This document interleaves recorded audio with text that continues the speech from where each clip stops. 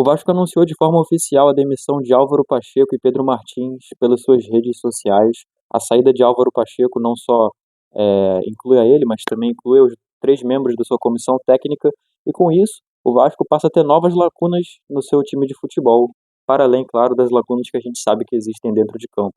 Tem muita coisa para ser dita sobre isso, então vamos tentar olhar cada ponto dessa decisão tomada pelo presidente Pedrinho. Vamos nessa. How's man talk about pressure? I don't feel pressure. Send a text on the chat line, give out some testers, then back to my leisure. Bom, primeiro é importante detalhar o que foi essa saída, né? O Álvaro Pacheco, como eu falei, não sai sozinho, ele sai levando seus 3 membros da comissão técnica, isso inclui um preparador físico, 2 assistentes e também mais um membro em específico.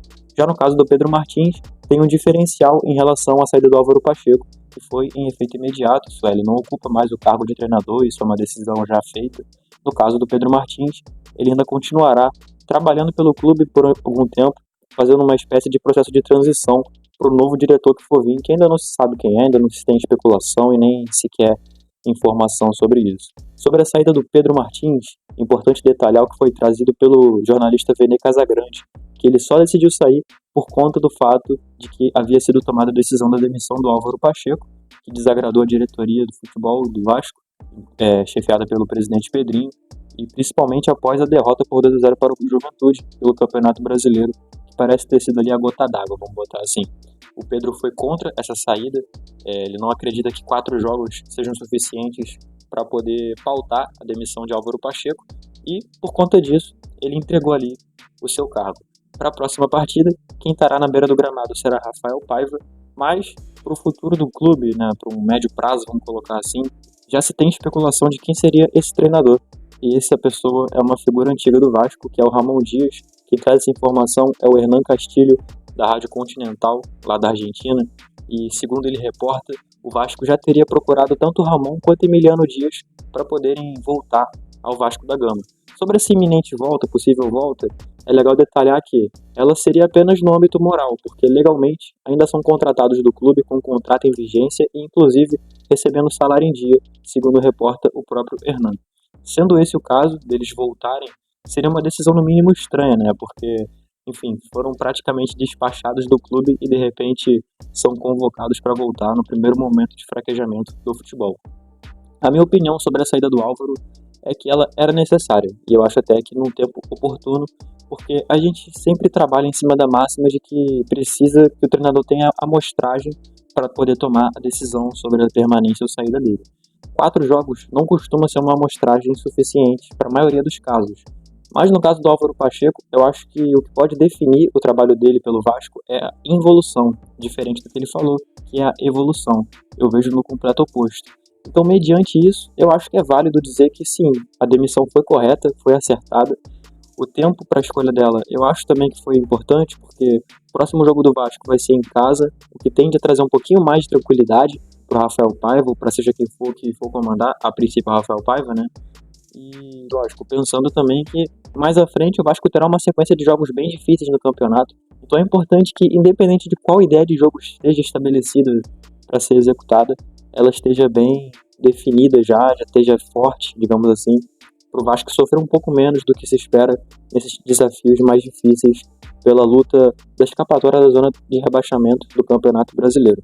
Sobre o retorno de Ramon Dias, eu dei a minha opinião no Twitter e eu reafirmo ela aqui.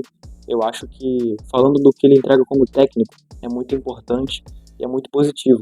E principalmente para dar um gás nesse time, que eu acho que é uma coisa muito necessária nesse momento que está sendo vivenciado, tal qual ele fez em 2023. Eu acho que ele tem essa capacidade.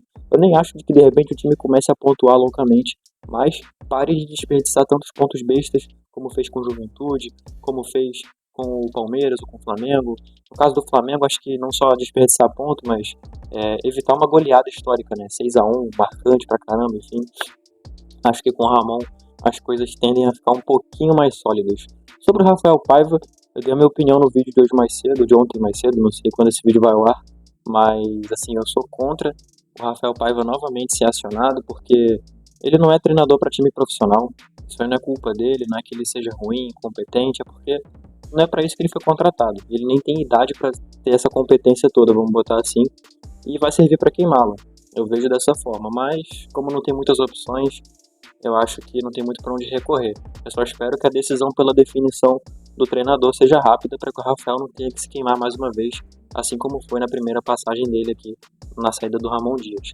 Mas, pontuando sobre o Rafael, sobre o que a gente pode esperar dele, a gente teve uma amostragem dele, né, nesse período, foram 4 jogos, foram 2 pela Copa do Brasil e 2 pelo Campeonato Brasileiro. O Rafael montou uma equipe pouco sólida defensivamente, com muitas dificuldades de controlar o jogo. Ofensivamente, o individual da equipe estava num momento muito bom e acabou sobressaindo em alguns momentos.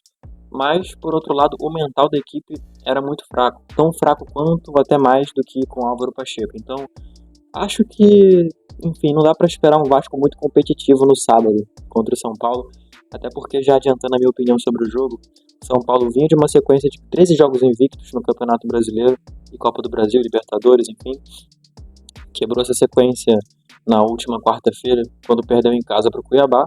Mas ainda assim é um time que tem condições de fazer uma boa partida contra o Vasco, então é uma partida que tende a ter um pouquinho mais de dificuldade, de exigir um pouco mais mentalmente, e diante do que se viu do Rafael Paiva pelo Vasco, eu acho que não dá para esperar um time muito forte dentro desses aspectos. Enfim, essa é a minha opinião e também as informações que eu tenho aqui para trazer. Espero que dê pra gente sonhar com dias melhores e que eu possa vir aqui na próxima vez falar de coisas mais positivas do que, mais uma vez, a reformulação do departamento de futebol, principalmente no momento crucial da temporada como esse, e um futebol que já é defasado, porque agora sem diretor executivo, né, mas a gente já vinha também sem o CEO, sem o diretor financeiro, sem o diretor de marketing, sem, enfim, uma estrutura competente no scout, agora mais uma lacuna, e claro, sem falar também na lacuna mais importante, que é a de treinador.